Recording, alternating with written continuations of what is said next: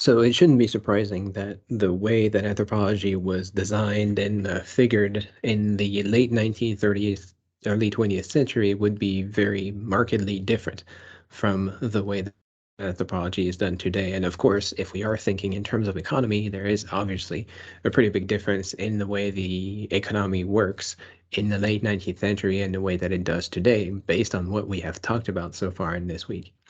Now, in a more theoretical manner, you can think of anthropology and the background for the 19th century economics to be around this idea of utility. Now, this is from a work in classical economics, as it is typically called. Repeated reflection and inquiry have led me to the somewhat novel opinion that value depends entirely on utility.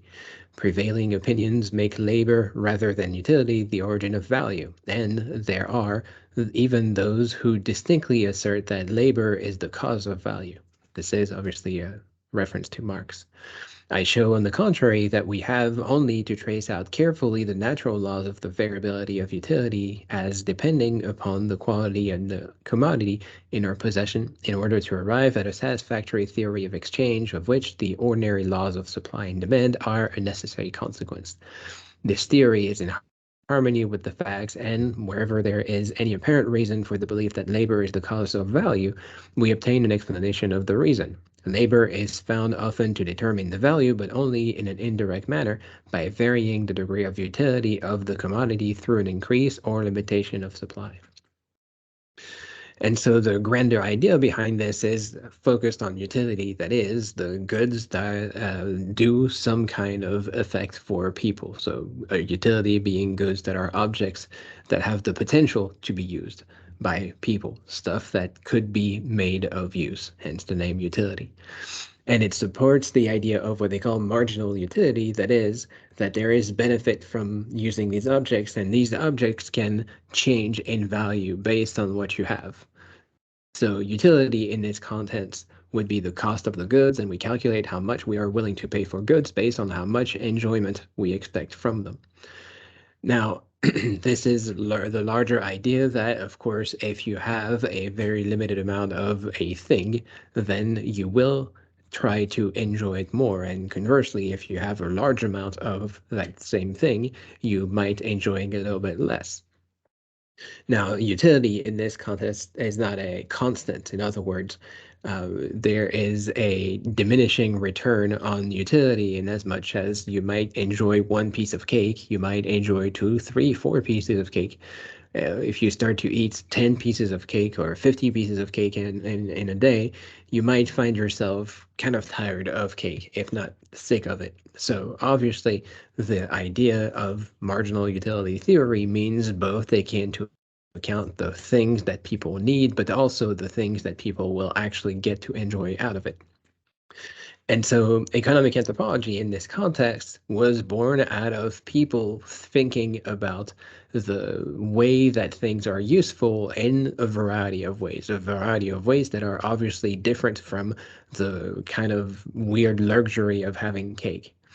This is from a review of economic anthropology that says in its birth, economic anthropology had apparently but three major concerns. One, to develop a theory of economic evolution.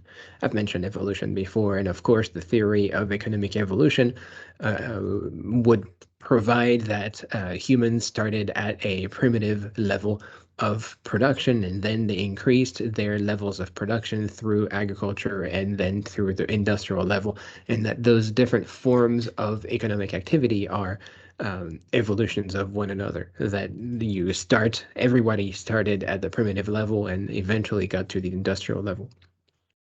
The second goal is to demonstrate that received neoclassical economic theory did not or could not apply to the sorts of societies and cultures anthropologists habitually analyze.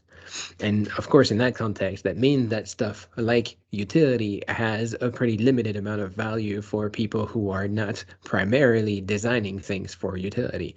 And in other words, if we use the same example of the cake, perhaps you might be able to make cake, but it doesn't mean that you're going to make cake that has 50 pieces in practice. You know, your ordinary cake would have enough to feed an ordinary amount of people, and you don't have to think about how much cake you're going to make it in order not to get sick. You're just making enough cake for the number of people that you have. And in that sense, having a utility means just serving the purpose of doing whatever you're doing with it, not necessarily trying to maximize the effects of it or limit the sickness of it. And the third would be to establish the presence of an economy as an aspect of the social system, even in the most simple non-monetary society. And that is obviously a pretty big interest that we could have now, to think of how much of an effect economy has on the rest of social life. Because if you think of economy as a way to link people through a certain social glue, for example, that you can make an exchange of a certain good, and that good makes you and the person that you've traded with partners, business partner, for example, but maybe on the much larger sense, a social partner, you get to have a very crucial sense of what economy can do for people, because then you create these long-lasting relationship with the people that you are shopping with, or the people that you are doing business with, or the people that you're trading whatever you have with. So let's say you are growing apples and your neighbor is growing oranges. You can create a long-lasting relationship of trading apples and oranges with your neighbor, and you are perfectly happy with your mixed amount of fruit from different sources that help your diet be a little bit more diverse, and it helps your vitamin intake to be a little bit more complete. So therefore, everybody would be happy out of that. So thinking of, for example, the value of objects, thinking of the role of exchange, thinking of maybe the symbolic role of exchange, and maybe thinking of the cultural obligations that go behind the idea of economy. But in the 20th century, especially, the idea of economy was mostly still using these ideas of utility because, well, anthropologists are not always very much listened to in the intellectual world, especially when your goal is profit, and anthropology is not necessarily interested in seeing how much profit people can do, but again, interested in seeing how this is working socially, right?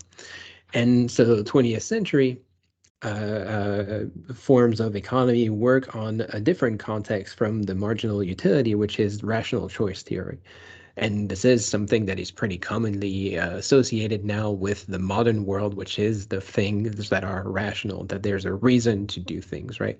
In contrast with, for example, Adam Smith, who talked about the invisible hand of the market, which would have been the hand of God directing people into this way or that way. Well, the modern way to do economy is not to think of the magical hand of God coming to fix the market, but rather from the rational choices that people make to have a market that is functional and to, make essentially rational decisions about their financial present and future, perhaps. So from this article from Becker and Siegler says that no significant behavior has been eliminated by assumptions of differences in tastes. Remember what we talked about uh, yesterday or 2 days ago in the video about the distinction according to Bourdieu. Instead, they, along with assumptions of unstable taste, have been a convenient crutch to lean on when the analysis has been bogged down. They give the appearance of considered judgment, yet really only been ad hoc arguments that disguise analytical failures. So the idea of rational choice theory, that is, that people make rational choices about their economics, also means that these cultural differences are not particularly meaningful or significant in economic theory, that in terms of why people buy this or that, it seems to be, according to these new modern theories of economy, a result of a calculation that people make that will eventually achieve an outcome that is kind of their personal plan, maybe their family objective or whatever. So the results of making these rational choices would eventually benefit your individual interest. It would benefit your family interest, but it would essentially maximize your utility of it. This is just a restatement of classical economics, of course. Now, of course, the consequence to that is that these assumptions that people make about economic choices have to do with the fact that people are at all times rational actors, that they are self-interested. that there is this invisible hand of the market, and this invisible hand is rational thinking rather than magical thinking. But it remains that you assume that people are rational. Now, this is one way to think about the world, of course, when you think about the importance of money and the importance of being alive, the importance of making money to be alive. Certainly, it would seem like the best decision in most cases would be to do the thing that keeps you alive, to do the thing that keeps you shelter and whatever. The example that they give, or that is typically given for rational choice theory, is tomatoes. Now, a rational choice analysis of the market for fresh tomatoes, for example, would generally involve a description of, number one, the desired purchases of tomatoes by buyers, number two, the desired production and sales of tomatoes by sellers, and number three, how these desired purchases and the desired sales interact to determine the price and quantity sold of tomatoes on the market. The typical tomato buyer is faced with the problem of how much of his income, or more narrowly, his food budget, to spend on tomatoes as opposed to some other good or service. So again, the assumption is that people need fresh tomatoes. And of course, the assumption is that people have fresh tomatoes, which is not always the case, but let's set that aside for a second. In this picture, the consumer faces a known set of alternative choices. So there is a certain amount of things that people have, and those things, let's say they are A and B, the consumer might prefer to have A and B, or A or B, but whatever it is, this should make them happy at the end of the day. So let's say that this person prefers the A type of tomatoes. They will see the price of that tomato. If that price makes sense in their budget, if that makes sense in their food budget, if that makes sense in their food intake, then they are going to prefer the A over the B that might be more expensive, or maybe not as good a quality, or maybe not to their taste or whatever, right? So again, a rational choice is made from people having access to this kind of food, whereas that kind of food might not be good. This makes sense, again, if you focus on utility, which is not always the case. You might be trading jewelry, for example, which has a pretty limited amount of utility. It makes you perhaps feel good to wear jewelry. Maybe it makes you look good to have jewelry, but the amount of utility you can get is obviously hard to compare with basic needs such as food and shelter. In other words, you will very much likely have a need for food, very much a need for shelter. You probably do not have much of a need for jewelry. And yet, there is still jewelry being sold everywhere around the world, including in places where people do not have reliable food or reliable jewelry. So how do you make sense out of this is a pretty good question that anthropologists would have asked throughout those years. Now that we have in the digital world, we could ask another set of questions. Let's say, for example, with the plumbus. Now, I don't need to explain what a plumbus is because everybody knows what it does. The plumbus will aid many things in life. They will make life easier. With proper maintenance, handling, storage, and urging, plumbus will give you a lifetime of better living and happiness. Everybody has a plumbus in their home anyways. It's hard to imagine life without one. We all know how a regular old plumbus is made. You can get them by the case at the local big box store. And so therefore, buying a plumbus would necessarily fulfill a goal that does not need to be explained culturally or rationally. And indeed, in the modern world, you are able to go on Etsy to buy different sizes of plumbus for your own enjoyment. A rational choice theory analysis of this would be, well, to see what the desired purchases of plumbers by buyers are, to see what the desired production and sales of plumbus by sellers are, and eventually to see how these desired purchases and desired sales interact to determine the price and quantity sold of plumbus on the market.